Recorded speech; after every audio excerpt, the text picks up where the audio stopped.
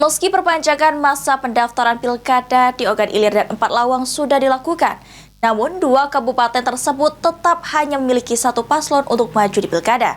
Saat ini, KPU masih menunggu petunjuk teknis untuk mekanisme pelaksanaan pilkada di dua daerah tersebut.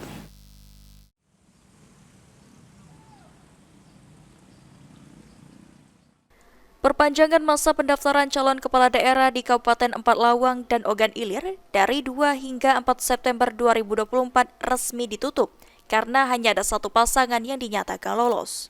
Selama masa perpanjangan pendaftaran, Kabupaten Ogan Ilir tidak ada paslon yang melakukan pendaftaran. Sementara berkas cakada di Kabupaten Empat Lawang belum memenuhi persyaratan dan dikembalikan ke pasangan calon. Handoko, Komisioner KPU Sumatera Selatan Divisi Teknis Penyelenggara mengatakan, untuk mekanisme pendaftaran calon kepala daerah yang hanya memiliki satu pasangan calon, masih menunggu petunjuk teknis dari KPU Republik Indonesia. Itu perpanjangan itu karena ada calon yang kurang dari 2, yaitu Kabupaten OI dan Empat Lawang. Nah, perpanjangan itu tanggal 2 sampai tanggal 4, dan OI tidak ada penerimaan pendaftaran, Empat Lawang ada satu penerima pendaftaran, tetapi dikembalikan karena surat kesepakatan atau persetujuan izin dari koalisi sebelumnya tidak ada. Untuk mekanisme pilkada yang hanya satu memiliki satu calon seperti apa, Pak?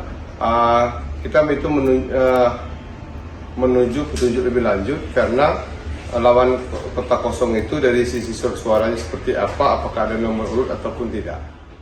KPU akan tetapkan pasangan calon kepala daerah pada 22 September dan dilanjutkan dengan pengundian nomor urut pasangan calon kepala daerah pada tanggal 23 September. Eki Saputra, PAL TV.